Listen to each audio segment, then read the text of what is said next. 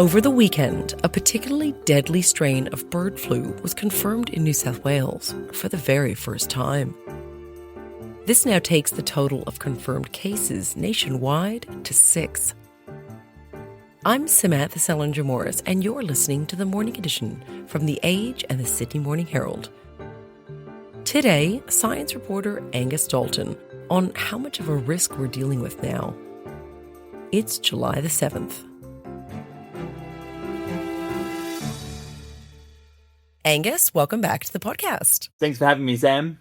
Okay, let's get straight into this. Why are we reading about bird flu now? What's happening?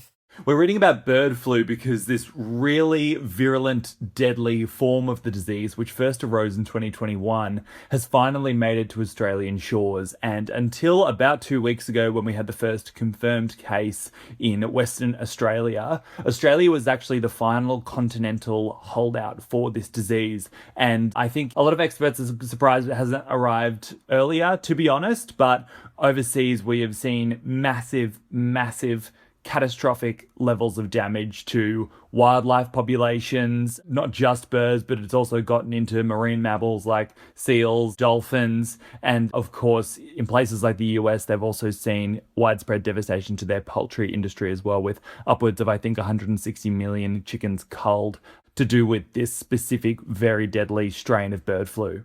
Okay, so tell us, first of all, why has it just arrived now? Like, how did it get here? And I guess just tell us very briefly about where these cases have been found, because, of course, you reported just over the weekend that the first case had been confirmed in New South Wales, but it's national, right?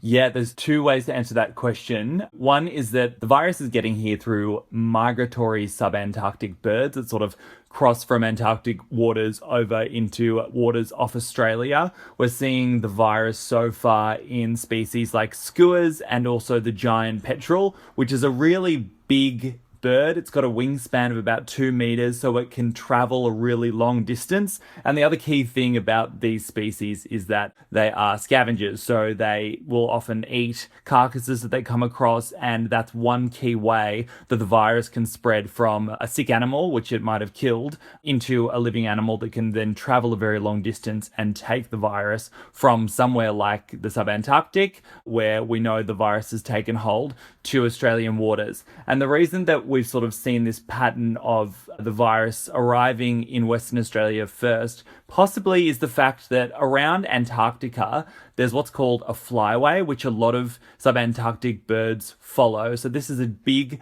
sort of clockwise moving circle of circumpolar air that these birds fly around. And that's sort of why you've maybe seen these birds start to arrive on the shores of Western Australia. Then we had another case in South Australia moving east. And then finally, that one confirmed case that we got over the weekend just north of Newcastle in New South Wales, marking the virus's arrival to the east coast. That's sort of why it maybe crossed from the west to the east.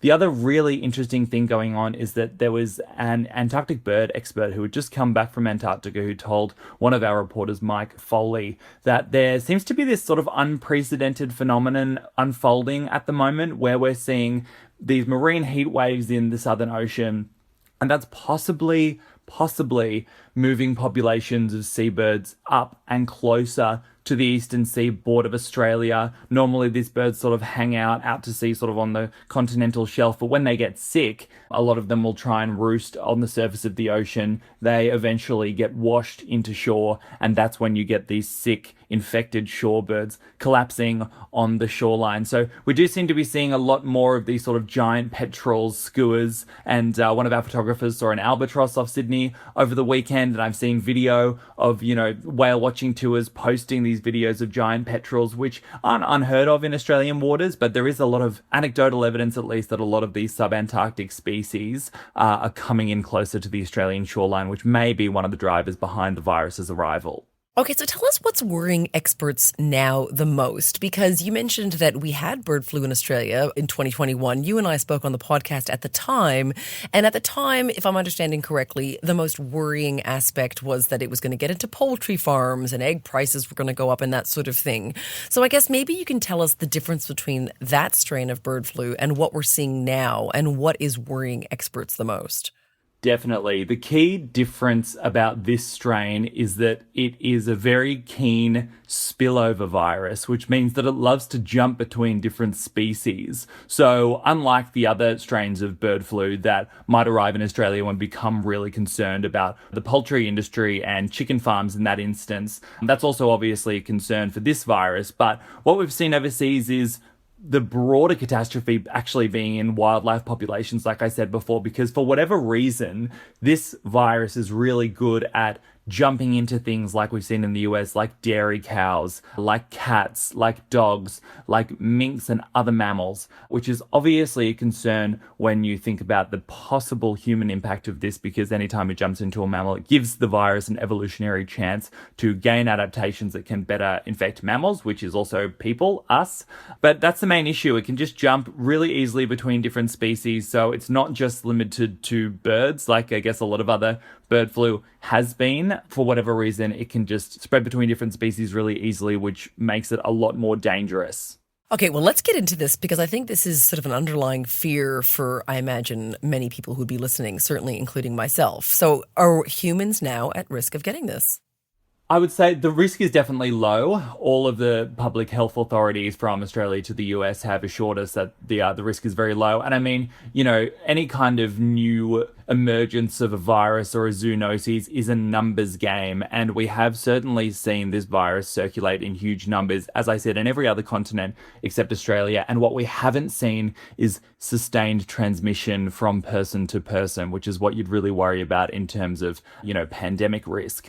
People can get infected directly from animals. That's one of the reasons why authorities have told people not to go near or touch dead or sick birds on beaches at the moment. And we've seen, I think, a couple of hundred cases overseas, at least one death in the US from someone who caught the virus from their backyard chickens, but that person actually had underlying health issues. And the other thing about this strain of the virus, even though it is very, very deadly for animals and wildlife, is that it actually seems to be possibly less dangerous or less deadly to people. Like when we've seen other types of bird flu jump into people, we've seen mortality rates of about 50%, although that might be an artifact of sort of only the most sort of extreme cases get reported. But for this strain, we've actually only seen a mortality rate of more like 2%. And For humans. For humans, exactly. But a lot of things would need to happen evolutionarily for this virus to be able to jump into humans properly and actually spread between us. At the moment, it remains adapted mostly to the gut cells of birds, which is mostly how it spreads. It can't really latch on very well to human respiratory cells, which is another reason why we can't really spread it very well between each other. But in saying that, authorities have said that, we can actually all help reduce the slight risk of bird flu to humans by getting our seasonal flu shot. Because one of the issues with influenza viruses is that they love to recombine with each other. So if you had a scenario where there was a human, and it's a very low chance, but a chance nonetheless, that a human were co-infected with bird flu and human influenza, you're actually giving the virus the chance to reshuffle its genetics within the human body and possibly give rise to a new type of sickness that could more easily infect people.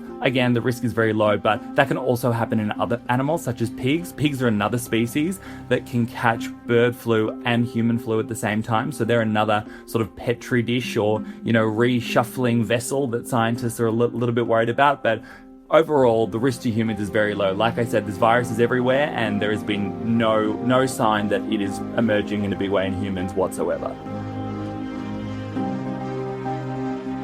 After the break, that's when it becomes like a bushfire, uncontrollable. And once it's in those local wildlife populations, there is very, very, very little we can do practically to stop the virus basically ripping through them.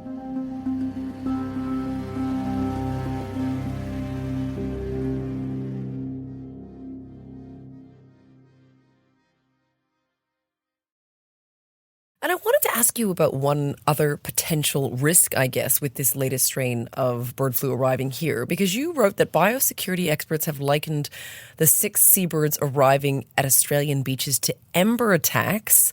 I guess just tell us about that. Like, how much of a risk of all of this just absolutely flaring up and getting out of control is there?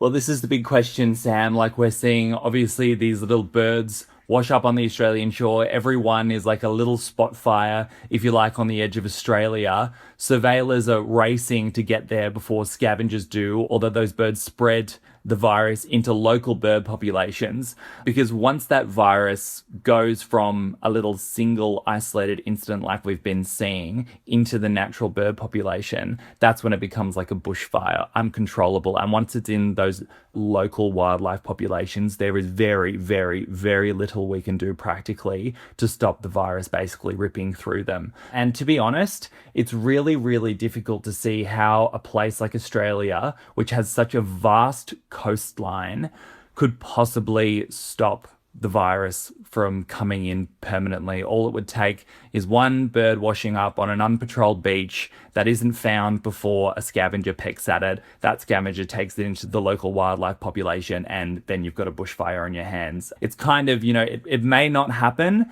but I think the sensible consensus is that this is possibly a bit of an inevitability for Australia. And so what does that mean? What's the sticky end of that eventuality? Like, say this does rip into the local bird population. What's the consequence of that? I mean, overseas, like I said, we've seen entire colonies of birds collapse. It could push certain species to the brink of extinction. Essentially, we'll just see the virus circulate in natural populations until it sort of becomes just part of the woodwork, exactly how we've seen COVID just become sort of from this huge pandemic virus to kind of just like a virus that circulates naturally alongside the common cold and flu. The same thing will happen in wildlife populations, but unfortunately what we will see is mass deaths probably if that happens. And obviously if the virus gets into local wild bird populations, that very much ups the risk of it getting into chicken farms and the poultry industry. Because, for example, it would only take one wild duck to fly over a chicken farm, defecate into the chicken farm, and then suddenly you've exposed that poultry to this virus. So there's a link here between the health of wild birds, the health of our poultry industry, and sort of, in one way, us. And so you mentioned there before that, okay, with the size of Australia, with the amount of coastline that we've got, it's inevitable, really, that this is going to happen. So does that mean, are our poultry farmers just on absolute tenterhooks at the moment? Like, is this what we're staring down the barrel of happening? That, poultry farms being absolutely decimated by this virus and, obviously the horrible deaths of all these animals, but also just chicken prices, egg prices just skyrocketing? Like, is that what we're looking down the barrel of? Look, not necessarily when it comes to the poultry industry, because they've had to deal with other strains of bird flu over the past years, and they have to crack down, obviously, very strongly in that with biosecurity measures, which often involves the mass culling of chickens. But every one of these bird flu incursions in previous years has been successfully contained. Obviously, if it did get into the poultry population, we would see an increase in things like egg and chicken prices probably, but there has been no evidence whatsoever of that. So experts have said not to panic buy, just keep buying your chicken and your eggs as normal. And the other thing about the poultry industry, I guess, compared to something like wild birds, is that we have a lot more control over those birds, right? And, there's a body that sort of looks after animal disease preparedness, and they actually just recommended over the weekend that states encourage poultry producers to be able to keep their free-range flocks indoors for a little bit, just as we try and figure out what level of risk we're talking about here. Because for all the, I guess, the disaster that could happen, what we've seen so far is just 6 cases. That could be it. Maybe it won't flare into this big bushfire that experts are fearing. And like I said, poultry farmers vary across having to deal with this biosecurity threat, and they'll continue to do that. And just to wrap up, Angus, I just wanted to ask you, you mentioned before that the difference between this particular bird strain flu and the one that we spoke about in 2021 when we last spoke about the previous strain that had come here and caused problems is, of course, that this one likes to jump species. And in particular, of course, obviously when it jumps into mammals, us being mammals, that's when it gets, I guess, quite frightening on a personal level. So is what we should be on the lookout for those of us who are reading across this, like that if it jumps into pigs here, then it's a real scary sort of scenario? Is that something we should be looking out for?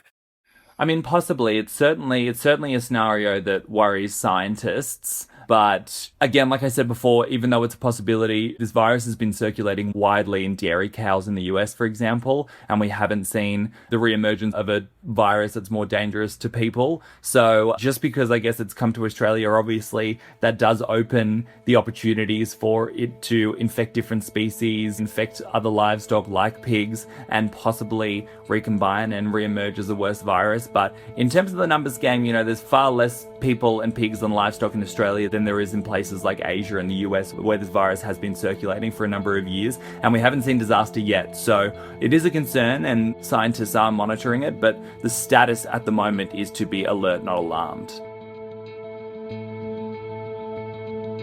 Love that, Angus. Well, thank you so much for coming back onto the podcast. Anytime. Thanks, Sam.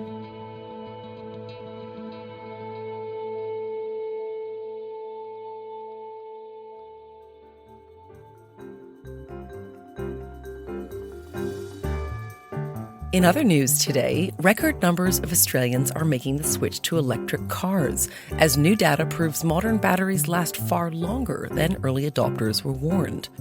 The head of the Productivity Commission has warned that young Australians' hopes of good-paying jobs and starting a family are being frustrated by a dysfunctional housing market.